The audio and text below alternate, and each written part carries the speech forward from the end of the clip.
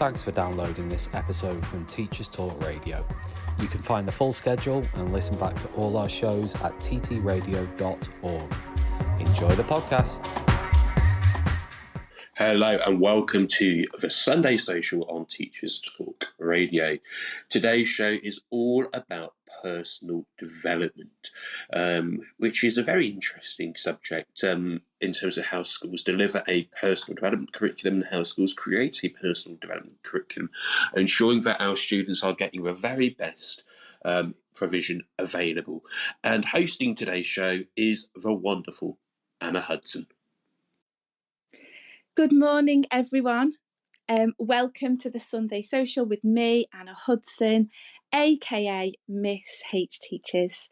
Thank you so much for joining me today and for supporting Teachers Talk Radio. Whether you're listening live or as a download, your support means a lot to us all, and we are so glad to have you with us today. Before we begin the show, I just want to, as always, do a little quick check-in, okay? How are you today? How's your week been? What was one positive from your week this week? And what is one thing that you're looking forward to this week? I hope that this last teaching week has been a really positive one for you. For many colleagues, we've got 1 week left before half term. But whether you've got 1 or 2 weeks left, I really hope that you find some positives over your working week. I hope that it's positive, that it's productive, and that you are in a really good place. However busy or stressful your week looks, remember that you can't fill from an empty cup. The to-do list will always be there. The house of cards won't fall if you don't get every bit of schoolwork done. So please take some time for yourself. Please prioritise your mental health. And if you're struggling, reach out. The amazing thing about Teachers Talk Radio is there is CPD at your fingertips. So whether it's worrying about a problem or whether you just need the hive mind to help with something, please reach out to us. We are here to help and hopefully educate us all. So today's show, well, we're focusing on personal development. And once again, this is a subject that is really, really close to my heart. It's one of the 4 judgment areas of that dreaded word, Ofsted. But more importantly than that, it's also something encompassing within a school. It's not just an idea. It's not just a golden thread that needs to be sewn. It's about the power of alternative. It's about the power of enrichment. And it's the power to think beyond the academic. What are we offering our pupils? And how can we make sure that it's as robust, as engaging, and as enriching as possible? So, here's my question to you. How can schools promote PD? Is it really easy to evidence? And what does personal development actually encompass? And how can we successfully embed it? Today, I'm going to be joined by the amazing Kelly Olchin. She's an assistant principal, a personal development consultant, an SMSC and citizenship specialist. And together, we're going to try and unpick personal development and why, especially in today's academic climate, it's so important. But firstly, today's show wouldn't be possible without our sponsor. So I just want to give a big shout out to John Catt Educational, publishing professional development books and resources to support great teaching and learning in schools around the world. Have you checked out their latest releases? Use code JCTTR2324 for 20% off your order. Don't miss out. Or visit johncattbookshop.com to explore their full range of titles and advance your own professional development today. Happy reading. So, what is PD? Well, in September 2019, Ofsted's new judgment framework came into effect. And the main aim of PD within that judgment framework was to focus on how the curriculum develops learners outside of the academic, technical or vocational. It asks us to consider how students are encouraged to develop skills and interests. It also asks us to consider character education, physical and mental health, relationships and sex education, and how students are prepared for modern day Britain, including citizenship. So what does that actually mean? What does it entail? And what does it look like in practice? Well, as a PD lead myself, I try and take this huge judgment and this huge area and break it into manageable partitioned chunks.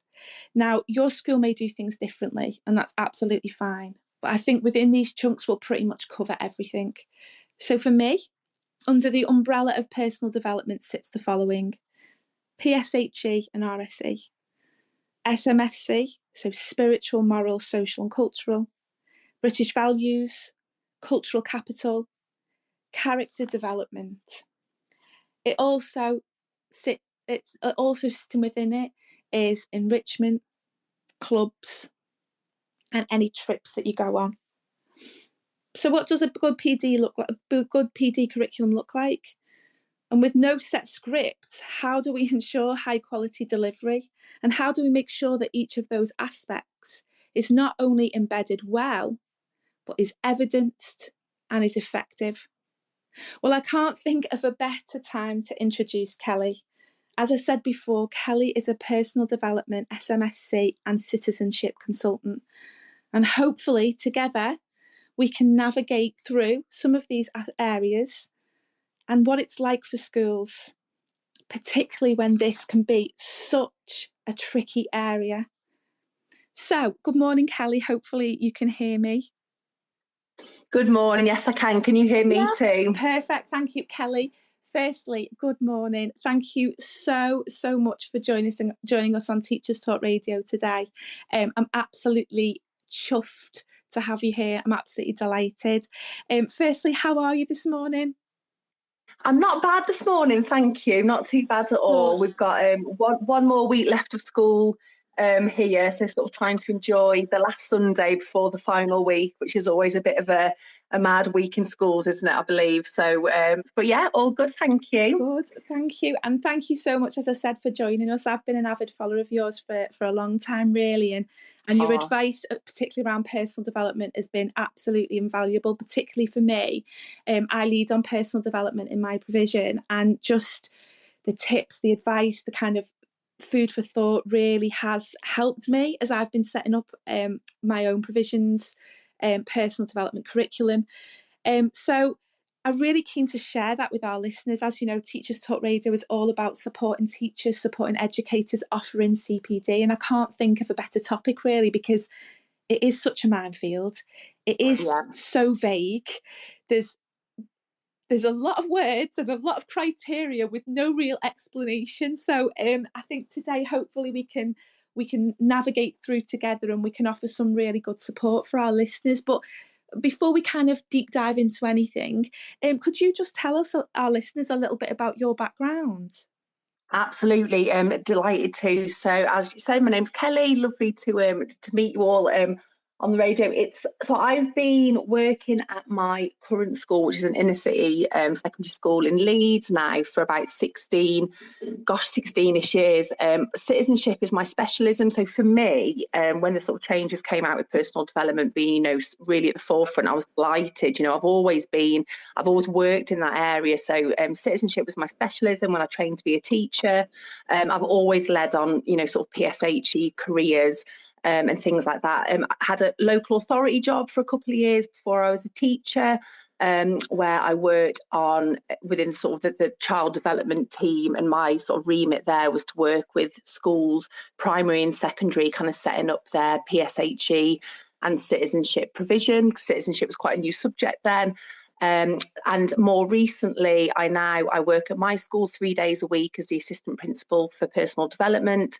And then I do 2 days a week doing lots of really, really lovely consultancy work and bits and bobs for lots of various different personal development related organisations. So like I said, this has absolutely always been something that in my opinion, is the absolute, it's the heart of every school. I think if we're only educating children, on the academic, we're not actually educating them at all. It is my opinion. I think personal development is absolutely vital. And although I think, like what you said about the dreaded Ofsted, it is something that obviously can cause massive anxiety, but one benefit I suppose see is with the changes now with personal development being its own standalone area, it's finally kind of putting it on the map for schools, I think, and it really encouraging schools to think about actually what they are doing to develop their young people. Yeah, I mean, I've got to agree. I think there's positives and negatives, isn't there? I mean, I think we need to,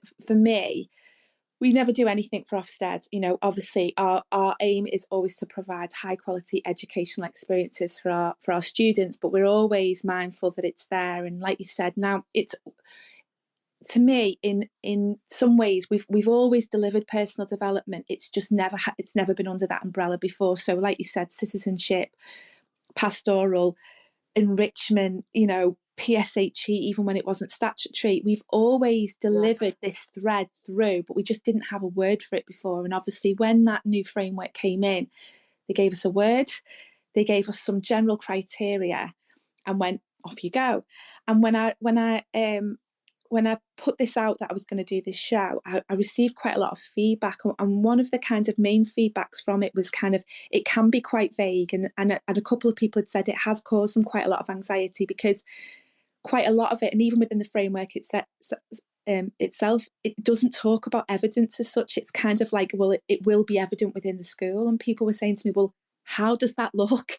Yeah. How is it evident? Because we, if we know our children, we can see the evidence of it, but how is that nuanced like, if it's a nuanced kind of delivery, or it's kind of, it might not be apparent to a visitor, but the children have done it, or the children have made progress. It can be quite a tricky area, and quite a lot of people said it's probably one of the main ones that causes the most anxiety, because the others have got quite concrete evidence to back it up. I mean, data for personal development is whatever you make it as, isn't it, really? And so it can be quite a tricky one, really. And I suppose with that, I guess we've got to try and deep dive into how we can support teachers, and how do we create that kind of really robust curriculum? How do we evidence it? How do we ensure that it's not just a tick box exercise, but it's something that's really enriching, that's really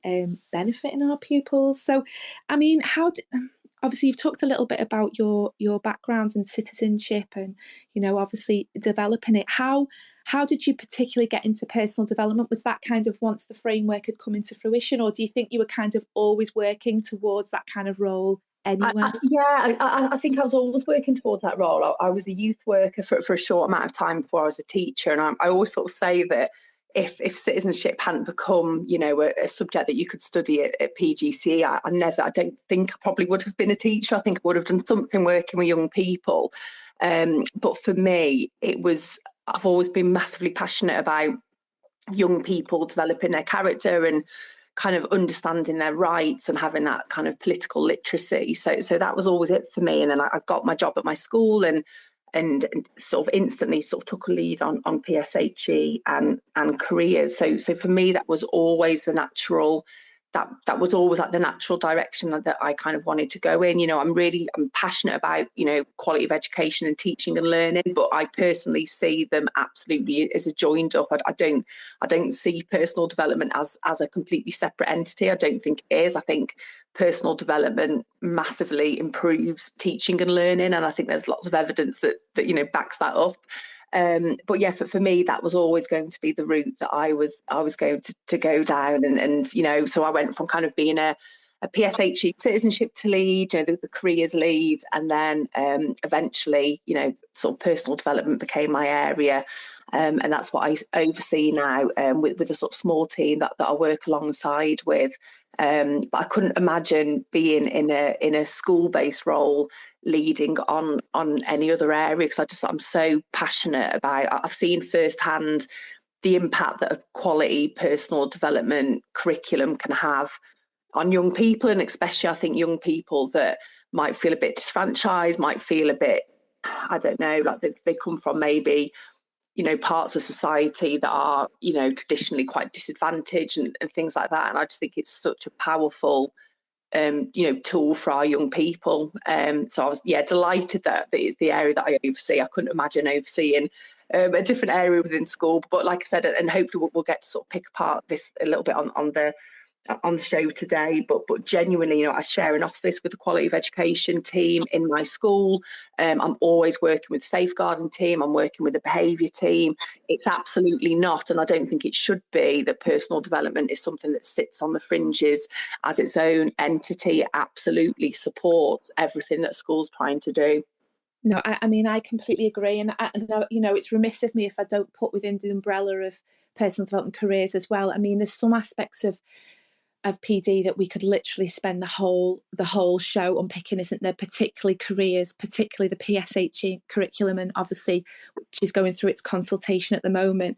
They're big areas, but they kind of almost need their own show because they are so big. But absolutely, you know, both of those are included, and it would be remiss of me not to, because I think, you know, particularly careers now and citizenship have such big parts to play within the PD curriculum, but also within schools. But we are going to try and unpick things slowly, and we might not, you know, we unfortunately we won't be able to spend as much. I mean, you know, as I say, some areas are shows within themselves. You know, we look at PSHE, we look at the consultation it's going through now, but we will try and unpick as much as we can, listeners, you know, and if we need a follow-up show, we absolutely will. So to you, what does a good personal development curriculum look like? I think that the key one for me is that it has to be personalised, and I kind of harp on on Twitter about this quite a lot, really. But I think personal development is about developing your students, and I think that's really, really, really important to remember, that the students at your school are not going to be the same as students at my school or students down the road. And I think, although of course, yes, there's key commonalities that all young people need in terms of, you know, the statutory content and those sort of areas, actually what you're offering has to be personalised to what your students in your particular setting need. And I think it's absolutely vital when you're building your personal development offer, you're not doing that by yourself. You're using all of the data that is available to you. So, you know, you're talking to your safeguarding teams, you know, you're looking at the emerging trends that are coming through there in safeguarding. You're talking to your attendance leads. You're talking about, well, what are the issues there? You know, you're looking at your local public health data, you know, what's going on in your area in terms of like health concerns. What's your local crime data telling you? You know, it's all of that to me, is that actually your curriculum and what you do and what you build up should be based on the data from what your students are telling you. Like if I think about my school at the moment, we're doing a lot of work at the moment about lifelong learning, and we're doing a lot of work about sort of level 4+ qualifications and what university can look like, and how it doesn't have to mean that 18 you do it full time and you move away. There's lots of different ways to learn, but we do that because we've sort of tracked our data of our young people that leave school, looking at kind of data with their families in terms of what they're accessing, but also what our students are telling us, and the data that we've got from our students, where, you know, I found out that we've got 80% that are considering going to university, but only 18% think it's a viable option for them. You know, that sort of data that you can get means that you can then plan your personal development program so it's actually doing what your young people need it to do. And I know that's difficult because obviously that does take a lot of work. And I think, of course, you've got to get the basics, you know, you've got to get your statutory content in and the rest of it. But once you've done that, it's actually about stepping back and thinking, well, actually, what are my young people like? What are they going through? What are their particular needs? And then building your curriculum to meet that need.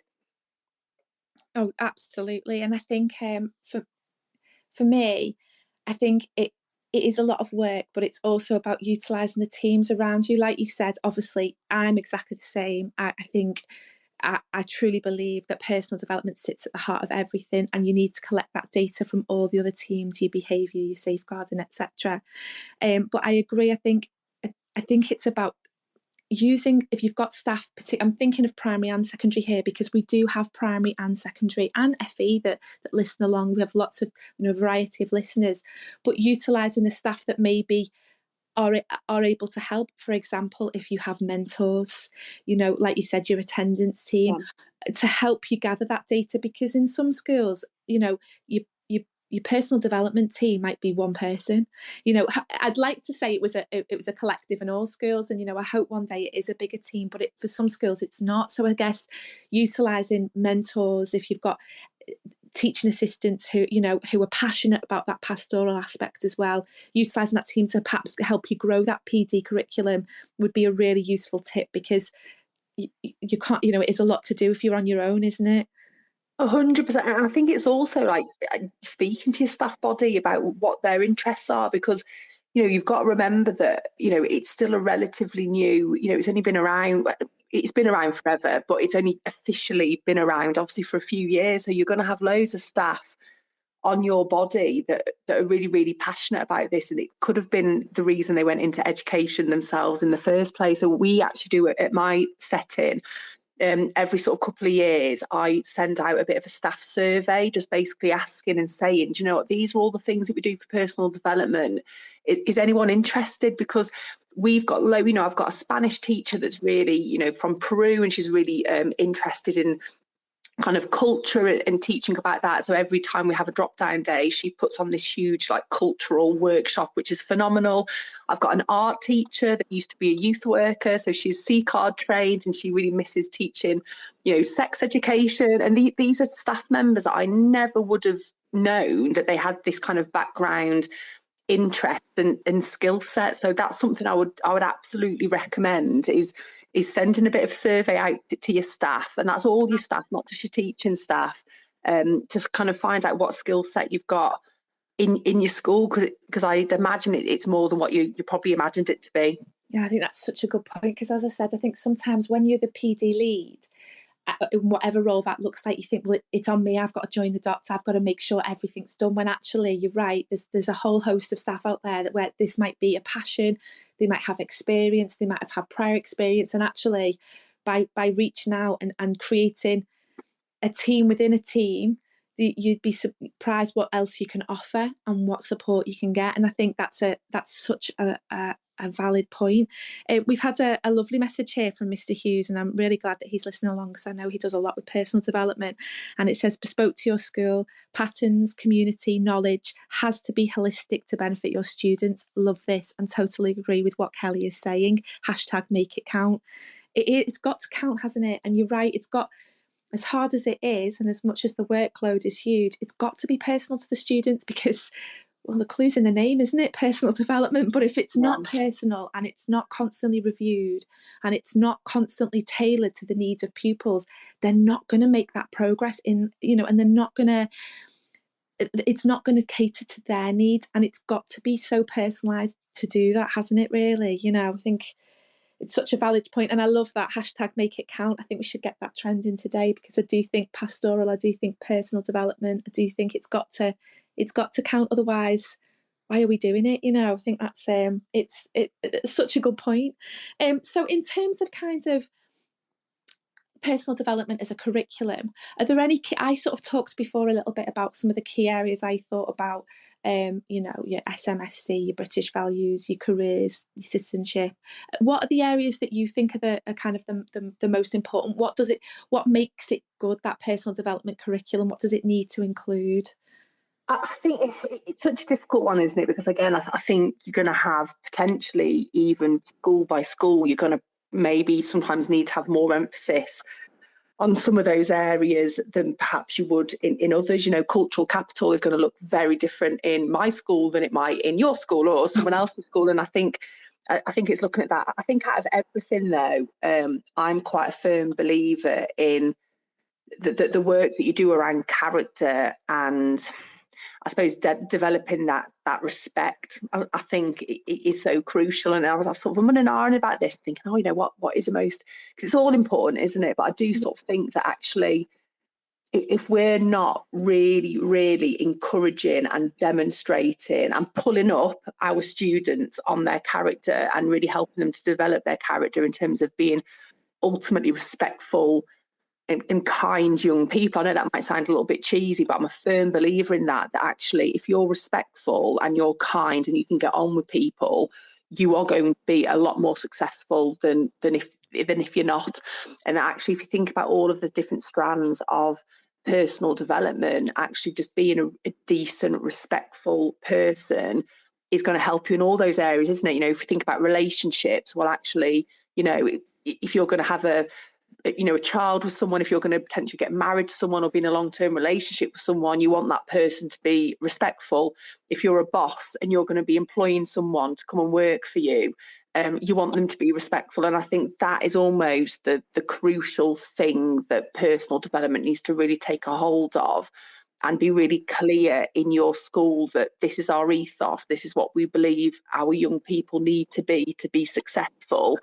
And to do everything you can to give them those opportunities to demonstrate and practice those values and think about why that character is so important and how it's going to help them in later life. You know, you could be the most academic student and leave school with all grade 9s, but ultimately, if you're not very kind, if you're disrespectful, if you can't get on with other people, those grades are only going to take you so far, in my opinion. No, I mean, I completely agree. And I think the idea of respect, I think, ties into a lot of the work that's been done, and a lot of the kind of shows that have been happening on Teachers Talk Radio forever, but particularly more prevalent, I'd say, in the last 12 months, is around pupil behaviour. Is there a lack of respect in schools? Is the behaviour that we're seeing because there's a lack of respect? So I think it is a really important focal point, really, because we have to somehow try and embed that and challenge that and bring back that culture of respect. And I know that Tom's listening, and I know that he sort of really does bang on about, you know, the respect pupils need to have for schools and for teachers in general, and how that, you know, we work collaboratively and we work with our students, but that our students need to have respect for staff, and that's part of staff well-being, and it's really important when we think about behaviour and attitudes. However, I am going to, when I first took on the role of PD lead, and I talked to friends and people outside of education about kind of what I thought it encompassed. When I talked about character education, and this is, I suppose, slightly controversial, quite a lot of my friends who didn't work in education said, why are schools teaching that? Surely that's home.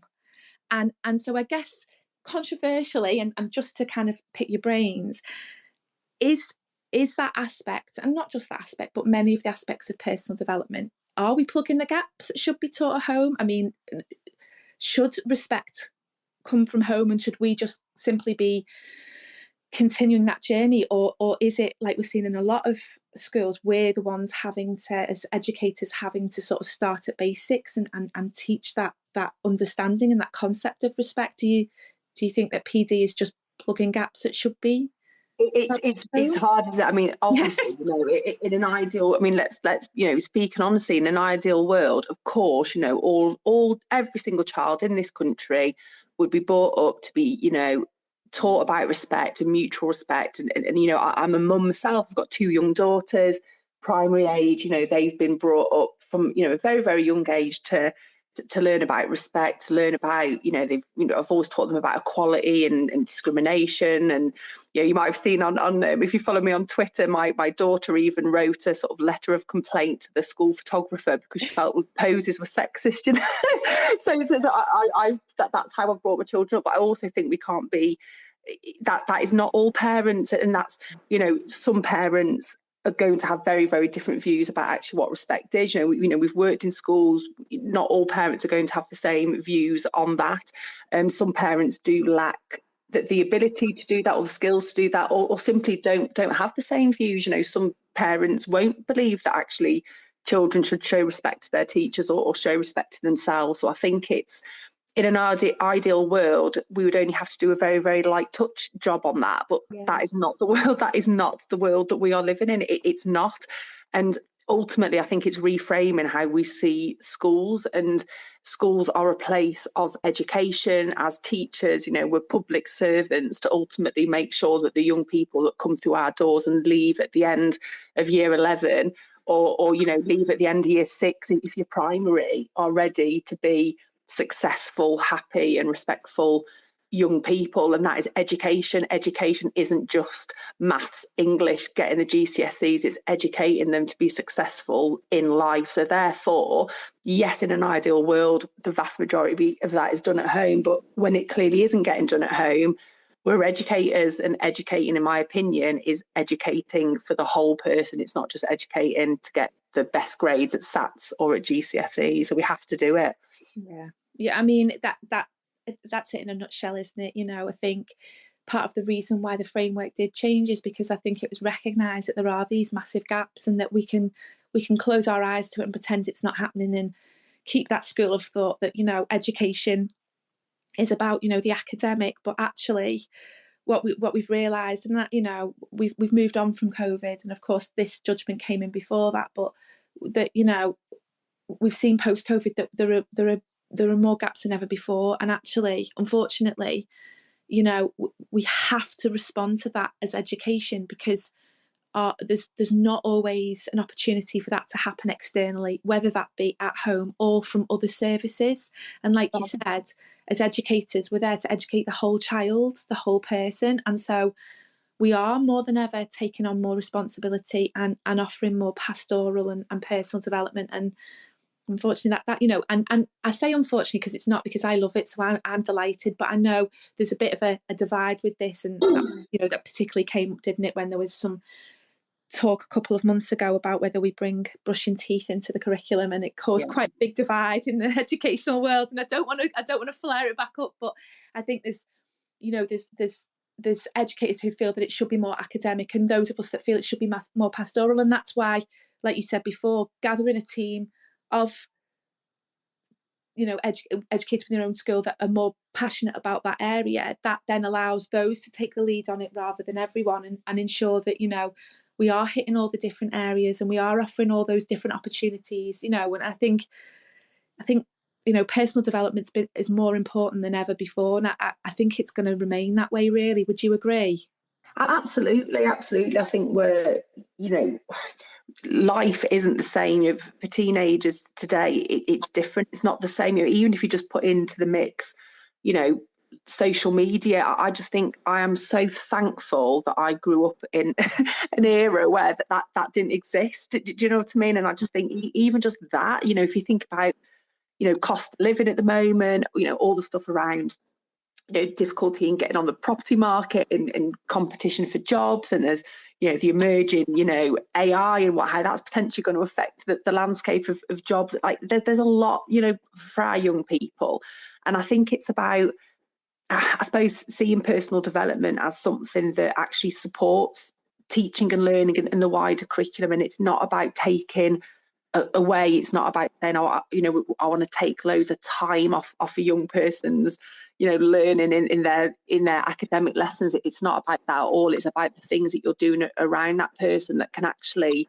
genuinely, I believe, support their learning. I think if we think back to the emergence a few years ago of all the research around cognitive science and memory and how students learn, and it's a no-brainer to me then that actually, if we've got really, really stressed, anxious, worried young people in our schools, how are you honestly expecting them to be able to sit in your lesson and learn? I'm a personal development lead, but I'm still a teacher. I've still got a GCSE class that I need to get through their GCSEs. But if you're a young person sat there and you've got so much going on in your brain as it is already, how are you possibly going to be fit to learn? So I think actually having that robust personal development in your school, it's not to take away from the learning. It's actually putting things in place that's going to support that young person to be better equipped and able to learn, I would argue. Yeah, no, absolutely. So what top tips would you offer then for schools or PD leaders who are developing or redeveloping their PD offer? How do we make it better? I always think with schools, and when I've done little bits and bobs in my sort of freelance role with supporting schools, and I think first of all it's about thinking, almost like going back to basics and just thinking about, right, sometimes you always want to, run before you can walk, and you can go on, you can go on Twitter and see all these massive, like, innovative things that people are doing. And I think it's about just taking a breath first of all and going right back to basics and thinking about, what time have I got? How much time have I got for personal development? Because that's going to be different in different schools, and thinking about what's realistic to achieve first of all in the time that you've got. Have you got an hour a week? Have you got just your form time? Have you just got assemblies? What have you got?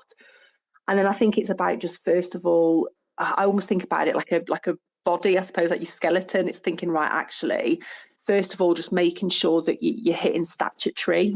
Ultimately, we've got statutory content that we need to make sure that we've got, and about just making sure that you've got those building blocks in place, first of all, so that you know that you're hitting statutory, and just get that in your head before you're trying to jump to the next stage.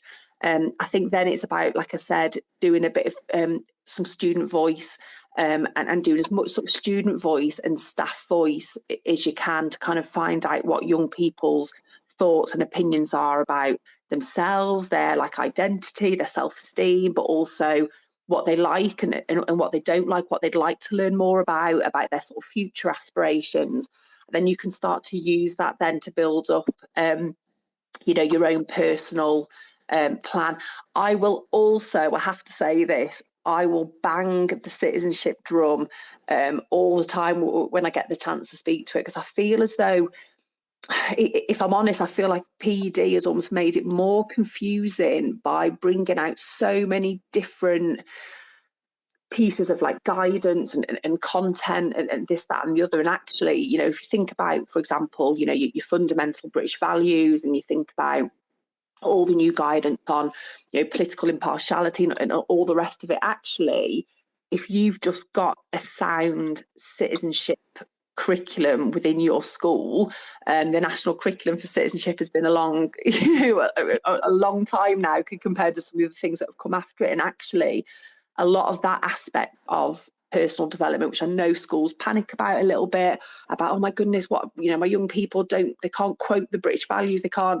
Actually, you don't need to worry about that. If you've just got a decent citizenship curriculum in your school, if you're teaching young people about how the country's run, about our justice system, about human rights, you're doing all of that. And I think sometimes schools can almost overcomplicate it by trying to fit everything in. Actually, if you've got a decent PSHE curriculum, if you've got a decent citizenship curriculum, and if you're thinking about things that you can offer your students in terms of enrichment, you're a lot of the way there. I'm not saying that it's going to be perfect, but you are a lot of the way there.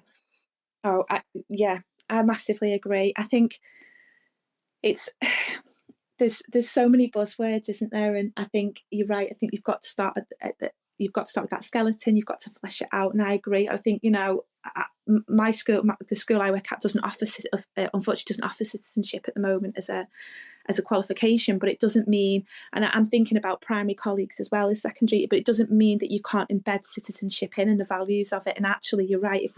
If we start there and we build out, you've got that solid. You've got that solid ground to stand on, haven't you? Because I think there is a lot of panic, like you said, about can pupils quote the British values? Is that cultural capital? What does that mean? What does it look like?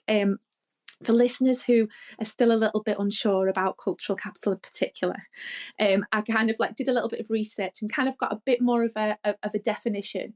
So cultural capital is about ensuring that disadvantaged children are exposed to cultural experiences and background knowledge that those from better off homes take for granted.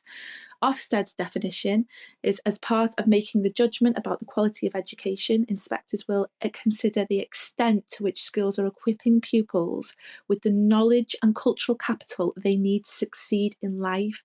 It is the essential knowledge that pupils need to be educated citizens, introducing them to the best that has been thought and said, and helping to engender an appreciation of human creativity and achievement.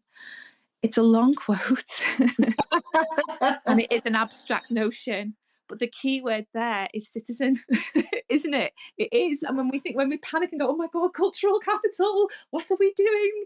It's like you said, it's having that understanding of being an educated citizen and what that means, and how, you know, you're a citizen within a cultural area, within a cultural environment. It's learning that citizens can be from different cultures, can be, you know, can experience different cultural events within their local and wider world. So again, it fits in beautifully, doesn't it, with what you're saying, which is that get that citizenship right and all the rest of the pieces come together. Absolutely. And I'd say as well to anyone sort of listening to this at Cultural Capital, and this was interestingly a meeting that I'd had with a sort of a school advisor, and it made me sort of reframe it a little bit myself really as well, because, you know, cultural capital, it's also about harnessing the cultural capital that you've got within your school body as well. Like genuinely, you know, I teach at a very, very, very diverse school. You know, we've got sort of over sort of 70 nationalities, and actually my students have got vast amounts of cultural capital. You know, that we've literally got such a culturally diverse student body, and it's actually about thinking about, well, actually, what opportunities have they got to share and celebrate their culture, you know, with each other. You know, it's things like, you know, one of my student parliament groups, you know, worked with the school catering, like the head of the canteen, to ultimately look at, well, actually, how can we make our, you know, our school dinners more culturally diverse to meet the, you know, what our students like to eat. You know, it's things like that, and it's getting them, you know, having events where they can, and assemblies where they can, you know, teach other young people about their culture as well. And I think sometimes when we look at cultural capital, it's about, you know, making sure that our young people get to go to museums and they get to go to the theatre. And I'm not saying that that's not important too, but it's also about thinking, well, actually, what culture have you got in school that you can celebrate amongst each other? And then are there any particular cultures that you've got within your school that aren't represented, that your young people would benefit from learning about, just so that they can navigate, you know, being a citizen in modern Britain, I guess? I think that's really important, because we've got to consider as well, for not just for listeners but for educators as a whole, that we've got quite a disparity in what will be available, say, for example, in cities, city schools and urban schools, compared to what they'd be in rural. You know, I work in Merseyside. You know, there's huge opportunities for me to take pupils out to different areas, and to learn more about different cultures, and to learn about the culture of the city. There's also an opportunity to celebrate diversity and different cultures within the school setting. But like you said, if you're in a more rural school, if you're in a school that maybe doesn't have a diverse population, it's not there might not be opportunities, like you said, to go out to museums and theatres, but you can look at, okay, what cultures aren't represented, what do we as a school think is important, we want to learn about, and use those opportunities, you know, to still embed that cultural capital, that citizenship, that PD. Would you agree? Oh, absolutely. I think in those cases as well, it's to reach out to, you know, your local art charities, or, you know, your local authorities. That there are, you'd be surprised when you sort of start digging down how many like pots of money or workshops or different things that you're able to access, where, you know, you can have people come into your school to visit your school and to sort of put on some workshops and things like that. There's quite a lot out there, but it takes the time to do a little bit of digging. And I always sort of say that almost personal development leads, they almost need their like little black book. It's like what I like to call it. And it is sometimes the most purposeful, like best use of an hour sometimes for me will literally be like doing a massive like Google search, and then literally just phoning up loads and loads of, you know, local like galleries or museums and like theatre productions, because there's often things that they've got, or they've got, you know, organisations with, you know, corporate social responsibility, where actually they're actually quite keen to come in and speak to young people, like making links with universities, all of that, because personal development is something that we're seeing in schools. But what's quite nice is that it's come at a time where there is a real you know, an ask and a bit of a, I don't say pressure, but, you know, for ultimately like local businesses and organisations to also show how they are, you know, fulfilling their social responsibilities as well. So there's some really lovely work there where it's definitely not a wasted hour to build up your contacts in your little black book. 'Cause once you've got them then, and you can build those nice relationships with external agencies that can come in and support with your cultural capital for sure. Oh, absolutely. And I think a sort of a top tip for me as well, there's a couple of things really. One would be check social media. I cannot stress enough, Teachers Talk Radio has been the ultimate CPD for me, because you can ask a question and the community of listeners stretch so far and wide that within a couple of minutes you'll have people giving advice, links. This is the glory of having such a wonderful network of listeners, of presenters who can offer that support. I think social media is a brilliant one. I also think doing a bit of digging into schools in the local area.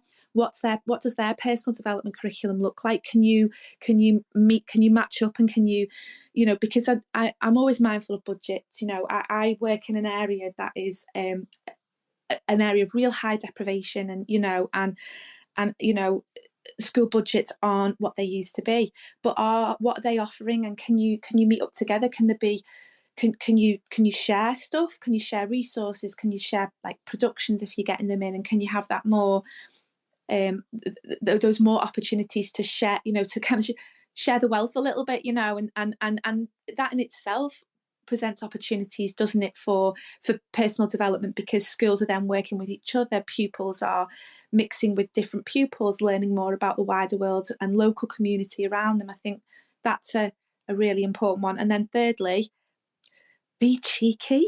So I'm not, everybody's, businesses, it's really important that, local, independent and local businesses are struggling in the economic climate. I understand that, but I think there's organisations that you can reach out to, particularly I'm thinking about, local police, local fire. Ask them to come in. Use, like you said, the data, Kelly, and say, we've got this issue in school at the minute, or this isn't the thing we're experiencing. What can you do to help us? Use those external agencies. Ask them what they can come in and do. I think because that in itself presents really great opportunities for pupils, but it takes time. I know that, but if you don't ask, you don't get. 100%, absolutely. And then once you've got those relationships built, it's lovely, because you've got to remember, if you think about local policing and fire, they've got their own, they've still got their aims that they need to meet as well. And actually, what we're trying to do within a lot of personal development in terms of the issues around sort of safeguarding, they are, and the things I suppose where, going back to Ofsted, the things that Ofsted are going to look out for, in terms of, what are you doing as a school to look at, discrimination and like child sexual exploitation, things like that. They are going to exactly match policing priorities. So actually it's that sort of collaborative work. I'd massively say as well, something that we've really kind of harnessed over the last few years at my school, and it's completely free, although we do like to get them a little bit of a present when they come, and it's a gorgeous thing to do as well, is really build up your alumni, like really, ask for your young people when they leave you, actually, if they would be happy to stay in touch. Obviously, if you're listening in your primary, this is going to need obviously parental consent alongside, because they're still going to be young, but getting ex-students to actually come in and speak to current students on all manners of issues is probably one of the most powerful things.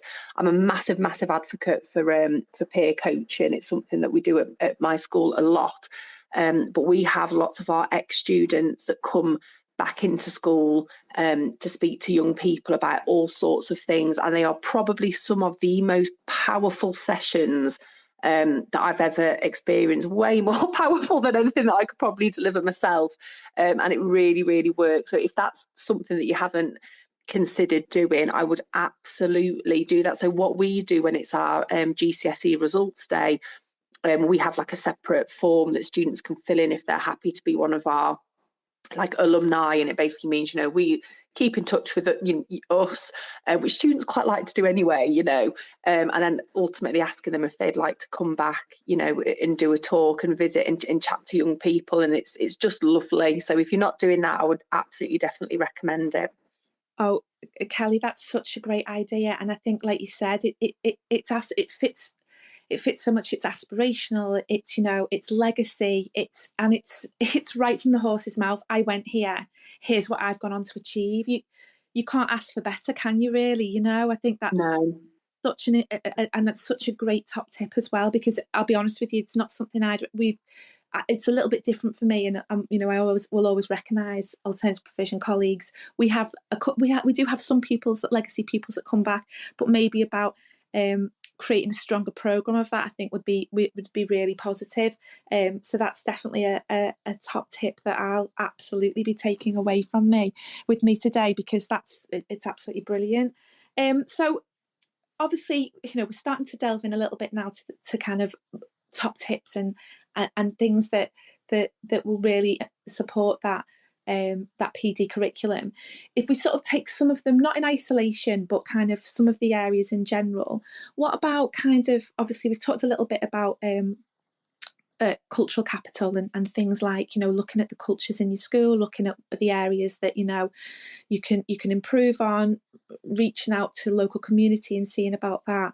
What about in terms of kind of British values? You've talked about citizenship and how that's really important, and get that. But if you're a primary or a secondary that doesn't specifically teach citizenship, how can schools look to embed those British values more clearly within their curriculum?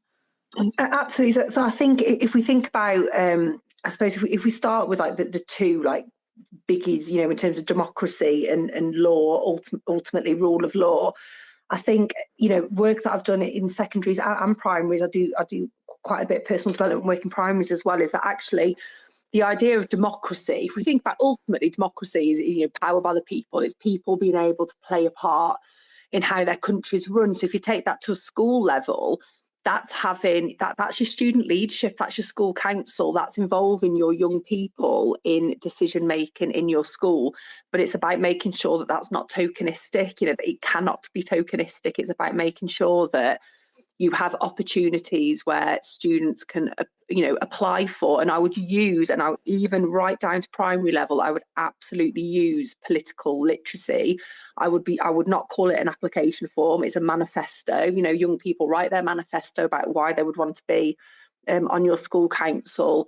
You know, you'd have elections. You talk about, you know, why that's important. Then ultimately, when you've got your students that are on your council or your parliament, however you're going to do it, it's about making sure they understand that they are not the decision makers themselves. They are representing their student body, and just having loads of lovely opportunities in your school for your young people to be able to share, either directly with their SLT or directly with their school council, their ideas, what they would like to change and why, and having that constant communication of you said we did, having that on your display boards, having that in your newsletters, having that in your assembly. And then that is democracy. You know, you are literally teaching young people that they are able to play a part in how their school is run, and that's exactly how it happens on the outside. You know, it's not being scared of students when they've got a complaint. I think it's having, you know, an open door policy. We have at my school, you know, fairly frequently, you know, students sort of come up and they've put together a petition about this, that, and the other, or they've asked for, you know, they'll go to the principal's PA and actually ask for a meeting. But we applaud that. That's brilliant, you know, in our opinion, because that's our young people showing their skills of democracy. So I think that for me is the key one with democracy. It's having it in your school as a palpable part of your ethos, so that students then understand how that works on the outside, and they'll be open to that. Same for rule of law. That's your behaviour system, isn't it? Really, you know, if you think about rule of law and about it having clarity and equality and justice and transparency, that is about your behaviour system, and that's about actually saying to your young people, these are our rules, but these are why we have them, and this is why they're important, and this is what can happen, and really making sure that students understand that. And then it's making that link then between, well, we have rules in school just like we have rules and laws in society. So I really think with those two in particular, it's actually just the school systems that you've got. You're almost mimicking that yourself within school. That's what we do quite a lot when we're talking about our rules in school and why we have them. We often make reference to, it's no different to why we have laws in society, because we need it to be safe, we need there to be order, we need there to be equality, that everyone has to follow these rules, and things like that. I think is really, really important. And then I think your wider British values in terms of your liberty, in terms of your rights, and your justice, in terms of like your tolerance and respect and everything else, that is literally just within what you're selling within your school ethos. I don't personally teach British values as a separate entity, because it's palpable in the wider ethos and curriculum of our school. I think that's really interesting. I think and it's and those that, like you said, that don't, and that just make sure that all the rest of the offer is so reflective of British values. It's just embedded. It's just absolutely part of the dialogue of almost of the normal average school day. And I think there's, I see arguments for both, but I think if you, like you said, if you've got this really strong offer, and you're linking it all the time to what's going on in school, and then it can't be taught remotely, because it's and in isolation, because it's every aspect of the school day. And like you said, thinking about rule of law, having that behaviour policy, having your policy that's absolutely the school one, but then having a pupil friendly version, so that students can access it at all times. And I think making connections with the wider world, bringing the police in to talk about the law, laws, and how rules work within society, then it becomes everyday language. So pupils are confident about it because they're experiencing it every day, aren't they? Absolutely. And I'm a massive advocate for, like, the younger you start, the better. Like, I see absolutely, of course it's got to be, it's age appropriate, but there's absolutely no reason whatsoever that primary school age, children can't be learned about how our political systems work and how our legal systems work. You're just framing it in a slightly different way. And I think for PD lead, we're in an election year. Like, this is massive for us, and I think we should really consider this. That actually, this is something that might, well, it's been more frequently recently, but normally this is something that would only happen once every 5 years. And actually, building up to an election, I think is a really, really lovely opportunity to be having those conversations with, your young people about actually, how the country's run and how decisions are made, and what do we think about our communities and how do we think they could get better, and use this as an opportunity to say, well, do you know what, actually let's write to our local MP, let's write to our local councillors. We've got to remember that we're in a school where we're constituents, where MPs are going to be wanting our votes in a couple of months' time. So use that as an opportunity. Fridays are the days where they are in their constituencies. The vast majority of MPs that I've had the pleasure to sort of meet and chat to are often absolutely delighted to come in and actually meet young people and have a chat to them. So I think we should be thinking about that as well, in terms of that particular aspect of British values, about making the most of this year and all the opportunities that will bring. I think that's again such great advice. Do reach out, and obviously, we've got there's the Parliament website that offers virtual tours, that where you can get resources. There are lots of websites out there that offer additional information that you can use, but then getting that first-hand account of inviting your local MP, etc., into school, and again, mindful of workload, it can be a lot, but utilising that team around you. Maybe your student council could be the one that write and invite the MP, so that it's not all just on the PD lead, but that you do take advantage of every single opportunity you can, because that's how we make that personalised personal development curriculum. That's how we create these incredibly enriching opportunities, and how we really embed it successfully. Kelly, I'm absolutely loving talking to you, and I can't wait to continue the conversation, but I think it'd be really remiss of me if I didn't thank our incredible sponsors today.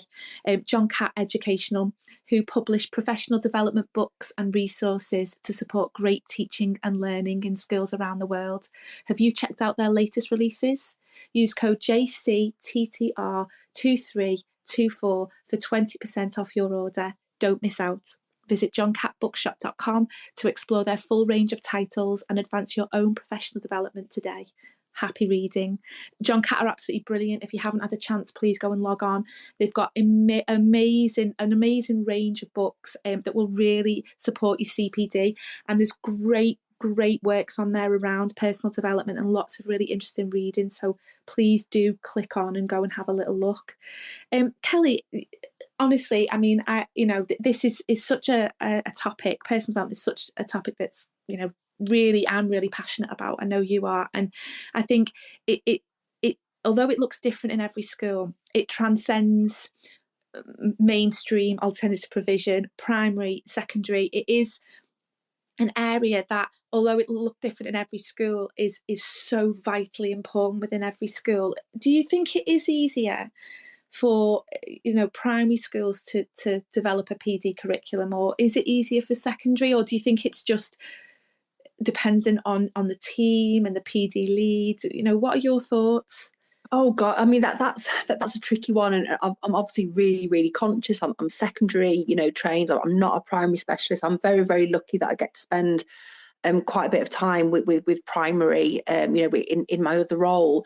I think there's pros and cons. I think some of the benefits, I suppose, that where you have a primary is you've got your class for that year, if you know what I mean. I think in terms of those, being able to build up those relationships, quickly within your classroom, I think is really, really something that's quite a nice thing to be able to offer at primary school. However, also conscious that it's such a massively tight curriculum. I think where potentially it's possibly a little bit easier, I would say, at secondary school is it's easier to put on maybe more options outside of the curriculum, just because of the age of the students, in terms of being able to go like longer in the day, and be able to do more things like that, really, that are age appropriate. But I think primary is absolutely, I'm speaking this as a parent as well, really, thinking about my own children. I think primary is where personal development really, really, that I'd say there's even a greater need for personal development, because we know that is when the amazing work that primary colleagues do. I mean, I don't know how they do it. It terrifies me, the thought of 30 sort of 5-6-year-olds in a day, but the role that they play, particularly when we look at the early years, and when we look at the early years curriculum, and the amazing work that primary colleagues do in terms of really developing that whole child, that transition into school, and thinking about the values and the character. That is actually, I would argue, what a lot of like early years kind of lower key primary practitioners do really naturally is a lot of PD anyway, because it is a lot of that actually learning to be in new situations, learning how to share, learning how to suddenly follow rules that might be completely different to what they've had at home. Learning those independent skills, all of those things, I think are really, really, really important. So I think there's challenges at both primary and secondary, but the key biggest challenge is a challenge I think shared by all teachers, in just the fact that time, we've got such a packed curriculum at both secondary and primary. There are so many stresses on teachers, I think, to then have to be able to suddenly think, I've got to do all of PD on top of everything in the academic is really, really hard. And I think that's when we need to kind of look up to our leadership teams, I suppose, really, to think about how they can structure leadership roles that come with time, to be able to actually take a lead on personal development. So it's not just something that, it's not fair for a teacher that's already, a primary teacher that's already got to teach the whole curriculum to their students, to then also have to suddenly be the leader of PD. I do feel like that needs to come from above. Oh, I do agree. I think, while it's everyone's responsibility to embed that PD curriculum, I think the creation of it and the timetabling and the opportunities, it's such a big role, and particularly in primary. Like you said, the curriculum's so tight. Everyone's got lead responsibilities for different areas of the curriculum. It can be so overwhelming, and there is a lot to be learned. I mean, some of the best examples of PD when I was starting out that I saw were in the nursery, and we're in EYFS, and I took great inspiration from that. And I've got to be honest, I think if you do get the chance as a PD lead as well to go out and see other provisions and see what they're doing and collaborate together, that can quite often ease the workload, because as we said before, if you work collaboratively, if it's an experience that one school's doing that you can tag along to and then you do the next one, things like that can really help with workload and support. And I think, it is really hard. It is really hard to fit in PD opportunities wherever, but I think particularly thinking of primary, obviously, your assemblies, your wow or drop down days are a really positive way to look at things and to embed that PD. Obviously, PSHE, this is an area we could talk about for a whole session. It's really tricky at the moment. We're going through another consultation with regards to the statutory elements. It is a bit of a minefield. I know that both primary and secondary colleagues are feeling that kind of stress around delivering it at the moment. But, through your PSHE lessons, through making sure you are scheduling that time, there are ways to get it in, but you've got to be clever with it. You've got to be you've got to reach out, and leadership play a really strong part in that, because things like timetabling, things like planning, resourcing, like you said, creating a little black book, they take time, and teacher workload doesn't always allow for that. But like you said, if there's leadership opportunity there, then hopefully there would be more time for those staff to be able to help, and like we both said, creating that team around you of people who are interested in PD and want to do it, I think is really helpful as well, isn't it? Absolutely. Oh, definitely. So obviously we've talked a little bit about cultural capital, we've talked a little bit about character education, we've talked a little bit about PSHE, we've touched on it, and the reason I've kind of not deep dived into it is because, like I said, it's a whole show on its own at the moment around the boundaries of PSHE, what we're teaching, how we're teaching it, the negativity that's come since the statutory framework, the press and media, and that is a show that I'm really keen to do in the future. But we know that at the moment there's advice on what we should be teaching. We know that most schools have programmed some time in. Some schools are doing it weekly, some are doing it fortnightly, some are doing it in very different ways. But we know that most schools now are timetabling that and giving PSHE the time it deserves, which is great. But what about SMSC? Spiritual, moral, social, and cultural. How do we evidence it? How do we build that into our curriculum, Kelly?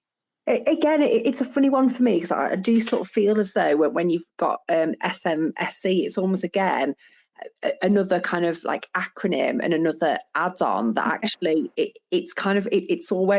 has always existed, in terms of, if you think about, like, I suppose your religious education and kind of what the national curriculum talks about there, that has always kind of existed. And then actually the work that you're doing around, if you look at what the topics within PSHE and the topics within citizenship, so much of this is already covered anyway. So when I'm thinking about personal development in my school, I don't really SMSC is just something that happens because all of the other bits are in place. And I think, again, it's going back to not panicking, maybe, if you're a personal development lead, and actually just thinking, rather than sort of creating the wheel, actually thinking about, okay, well, what are we doing? What's our religious education provision at school at the moment, and making sure, is that diverse? Is that covering sort of, all your bases?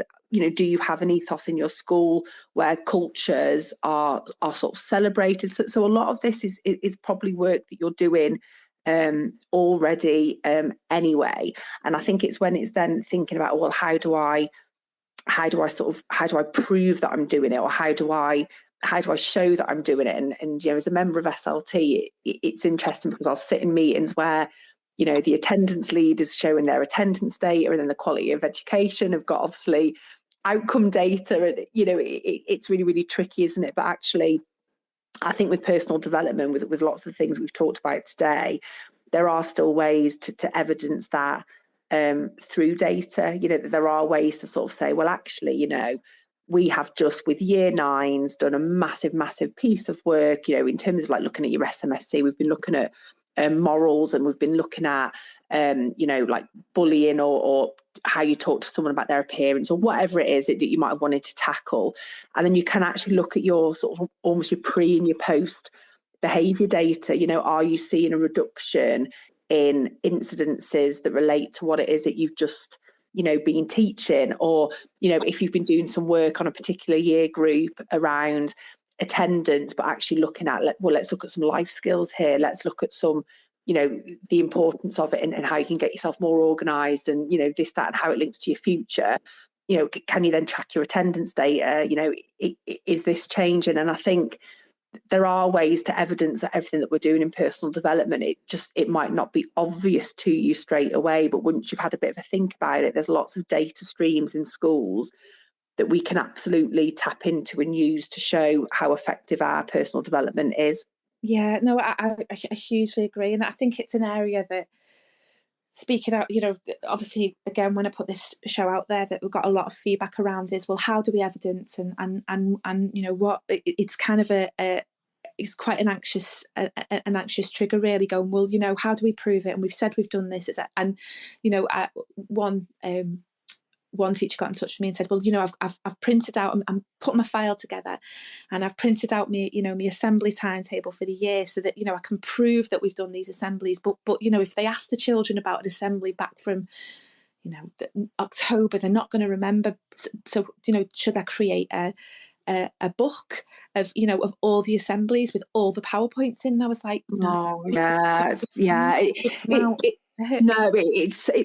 so hard. I mean, I would definitely recommend, and this is just literally, just a Twitter group that I'm a part of, and if you're not, I'd really recommend. There's the PD Network on Twitter who are fab, and East Learning that do a lot of work with them. They have got, there's others you can use, that they've got a data program you can use in schools, which I've used, which is brilliant. There's also like this My Health, My School. So there are various. You can obviously create your own. I'm thinking of workload here. Of course, you can create your own. Yeah. But I would really, really recommend. I have done it this year with every single year group, which is the biggest I've ever done. I've always done data snapshots with our year group, but this has been the first year, and it was a nightmare trying to logistically get all students onto computers. But every single student in our school now has completed a survey through one of the two organisations that I've talked about.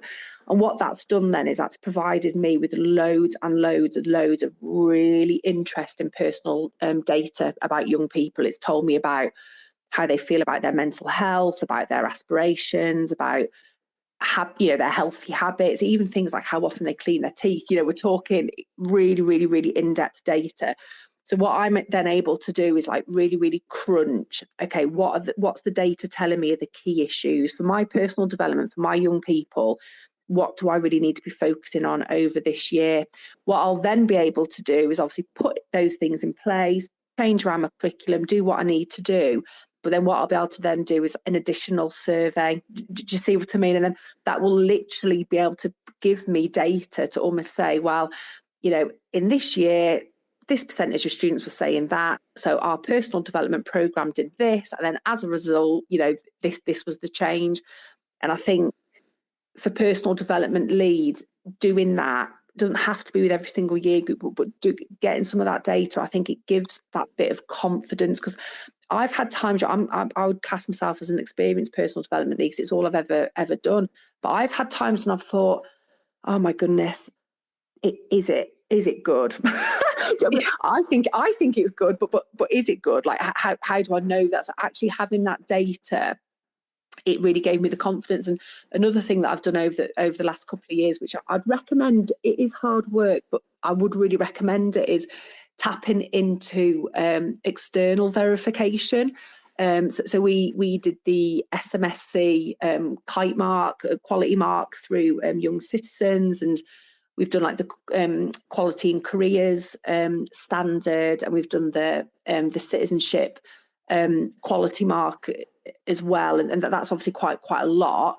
But I would maybe, as a school, look into some of those verifications, because it might seem a bit strange really to put yourself through an additional level of like scrutiny, but I think for personal development, it's quite niche. It's a really niche area. You might be the only person leading it in your school, and it's really hard to kind of know, well, what's working well, what am I missing, and actually going into one, tapping into an external verification is hugely supportive, because they're not Ofsted. You know, it's a group of people that are really skilled in the area of PD that will help you to quality assure and think about your provision, and be able to then give you guidance on how you can move forward.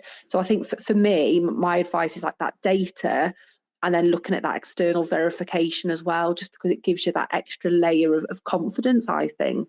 Yeah, I think, I mean, for, you know, there's ways, isn't there, to evidence things, like you said. I mean, there's external, there's reaching out to other things, to other providers and stuff. I think for me as well, there's you know, there's quite easy ways of collecting data. You know, obviously, you know, do a Google search, you'll see the different systems that are out there. But sometimes capturing that student voice as well through, you know, there's, most pupils have a form time now, and they're very easy to use, these really quick online surveys that then provide that data for you about getting that pupil voice. If you have an external visitor in, what do pupils know before it? What did they feel like they learned something afterwards? And then if that's on a particular topic, like you said, for example, if you've spotted a trend of perhaps, for example, in a school, if you'd seen a trend in hate speech, or in views that don't align with what the rest of us feel, is there a way, for example, like toxic masculinity, or for example, you know, whatever, is there a way to do it? You know, can you do a snapshot before and get some student feedback from before they've had that, and then have their views changed? Do you see that reflected in your behaviour data? So joining those dots up. But actually, from a workload point of view, these online surveys are really quick to use and provide that, you know, put it into beautiful, lovely tables, etc., that mean that, you know, it's there in front of you, concrete, and it hasn't taken very long. I also think things like photographs, taking video in. Quite often, one of the things we'll do is we'll video we'll take a couple of pupils after we've done something, and just video a response. Did you enjoy it? Do you think you've learned something? And it might be a snapshot of a whole year group, but it might be a representative, particularly just fitting in with the citizenship and British values. Use your student council. Quite often, one of the things that I would do in my provision, which was recommended to me by someone else, is it might be a workshop, it might be a play, it might be a talk that's for a younger age group, but we'll often bring our older student council in to watch, and then them give some feedback on behalf of the student council of why they thought it was good for that age group, as well as what they got from it as well, you know, just to kind of like add that extra level of kind of like responsibility and student voice from the elected students. I think that's been a really positive way that we've kind of moved forward as well, to kind of evidence it. And then again, like you said, from an external point of view, reach out to other schools. I mean, obviously for colleagues that live in rural areas or work in rural areas, it's a little bit different. But if you live in or work in an area where there's multiple schools, reach out to them. What can you share good practice? Can you set up a little meeting? Can you internally verify each other? You know, is that an option? I think being creative with who's around you and what support you can get from other schools, whether that's, and then obviously within your MAT, if you work for a multi-academy trust, obviously can your MATs get together and look at what's being delivered and how it's working. And like you said yourself, Kelly, while each school might be in their personal development will be individualised, so you might not be able to give exact comparatives, the themes, the drive, the vision will be there. And if you share that, you'll often collaborate and create really good ideas, or they'll give you, food for thought, so to speak. And I think that's a really good way of doing stuff as well. Would you agree? Absolutely, 100%. And I think as well, we can really learn from, in terms of evidencing. Now, people are going to have massively different opinions about this, but I think with a lot of what you're trying to achieve in PED, in terms of like, your PSHE, and I'll argue this to the guys come home, really, that it's so different to other subjects, because yes, knowledge is important, but it's actually the skills. If I put it into context of like a sex education lesson, for example, you could teach your young people to be able to, I don't know, identify and explain 10 STIs, and they could score 100% in that test. Brilliant, box ticked, amazing, they know this. But unless they've built up the self-esteem and confidence to ask a partner to wear a condom, while they're having sex, or to be able to go to a GP or a walking clinic, well, actually, so the knowledge doesn't matter. Does that kind of make sense? It's so different, because actually, yes, they need to know certain amounts of knowledge, but it's also about how that is in the real world. And I think where we can really learn from, I think where primary colleagues do this really, really well, and this is something that we've developed in my academy, is actually using almost like floor books or similar for your sort of your PSHE and a lot of the lessons that you have around that work, because actually it's a lesson where we don't need students to write and answer loads and loads of questions, because actually it's not about that. It needs to be them discussing, it needs to be them looking at distancing techniques and scenarios and case studies, and what could this person do here and what could that person do there. And I think actually that's a really lovely evidence set, if that once a week, you give a student the responsibility to summarise what they've done, or to stick in some post-it notes from the lesson, or if you've got, access to a camera or a visualizer to take a photo and pop the photo in. Those floor books are lovely, because it means students can be looking through them and discussing them, with yourself, if you're doing a bit of an evaluation of your own personal development curriculum, or, when Ofsted do come, that could be a really lovely resource for them to have in front of them, or for students to have in front of them when they're doing their student voice with an inspector. And that will often, I think, encapture more of what you were achieving as a class than an exercise book will ever do, for personal development, because it's a completely different way of learning, and therefore it's a completely different way of evidencing a subject. Oh, I massively agree. And I think it's also about creating that kind of like joined up approach as well. So like PSHE is a really good one. In fact, obviously just thinking about using that topic there of STIs, obviously, if you're looking at the public health data and you're seeing that, there is a trend within the area, or there's an issue within the area, and then you're showing that, within your PSHE curriculum, you're covering that.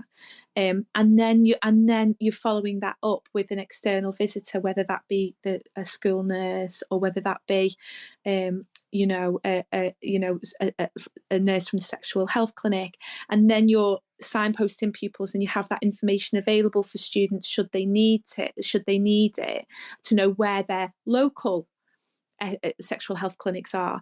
You've then created this really joined up, really robust approach. Now that's obviously, while you might not be able to do that for every single topic, every single thing that you want to cover within PD, if you're always looking to connect those dots, to utilise those services, those external agencies to back those big topics up that you're seeing from the data, from the pupil voice, backing it up with that kind of really 360 approach, that's when you're creating a really good quality PD curriculum, don't you?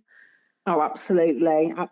And I think that's where your evidence is, isn't it? Ultimately, you're showing that there was a reason for doing what you've done, and you can't really get better than that. And I think it's just involving your students as much as you can.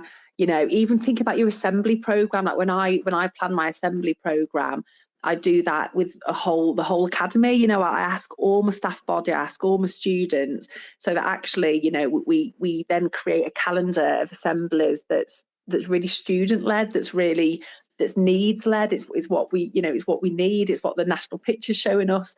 And I think, you know, all of those things are what you should be doing in PD, you know, ideally anyway. And it just makes evidence and things much easier because you've got a rationale for everything that you're doing. It's really personalised. Oh, absolutely. And I mean, the other thing I'd sort of say to anybody listening who's thinking about PD or who is a PD leader, whether that be teacher with lead responsibility or whether it be, you know, a member of your senior leadership, is don't be afraid to tackle the difficult topics either. I think we sometimes are reluctant to tackle some of the issues that maybe paint a school in a negative light. And I think it's really hard because situations happen, whether that be within the local community or whether that be within our school ourselves, that we don't know whether we should tackle, or whether we don't want to seem like we're promoting something, or we don't want to seem that that's an issue within our school, but it can be. You know, examples such as, you know, if there's racism in the school, if there's been issues with gun crime in the school, if there's been in the local community, and then there's, you know, pupils in school are talking about it. If you know that there's high levels of criminal exploitation, sometimes it can feel like, well, if we cover this, we're acknowledging it's an issue. Are we going to promote it? Are we saying that our school can't manage? Are we saying that this is an issue within our school that's going to paint us in a bad light?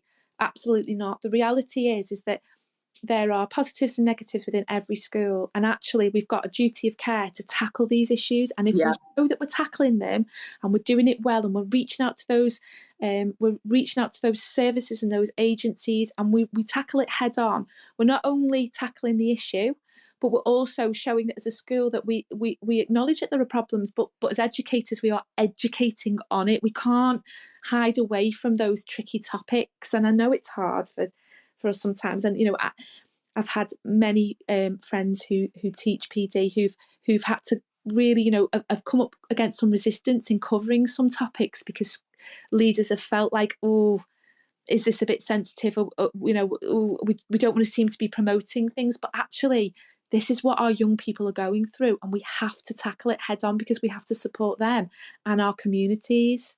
Absolutely, and ultimately they're going to be they are going to be finding out about these sorts of things anyway. You know, we've got a bit of a duty to at least give them the correct and the factual information. I think it's almost a little bit, I would agree completely what you said there. It's almost like you've got I think as a PD lead, almost like drop any ego. What I mean by that is almost like actually you've got to acknowledge you're working with teenagers, and, you know, or you're working with young children, and working with children and young people, I think is the most lovely, you know, rewarding job in the world. But it's tough. Like, you know, young people are tough, and I think it's tougher now than it probably ever has been. And I think if you bury your head in the sand and refuse to believe that, you know, you haven't got any instances at all in your school of, you know, drugs or bullying or, you know, underage sexual activity or whatever it is, well, you're like, you know, that's just sadly not true. You know, we'd love to live in a world where that was true, but it's not. And I think it's really brave as a personal development lead to say, do you know what, I've actively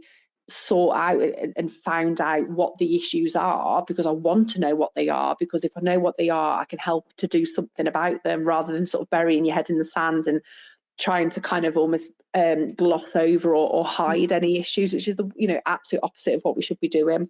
And I think you know, there's a really important point to make there about involving parents and carers as well. In that, like, you know, if you've got, whether you're using data from, you know, like you said, public health, from crime, from the local community itself, whether you're using data from in school, from pupil voice of what they want to be covered, having that dialogue with parents, explaining why we're covering things, opening up and saying this is why, and it's coming from a place of respect, but it's coming from a place of knowledge. That's data. It's coming from a place of education.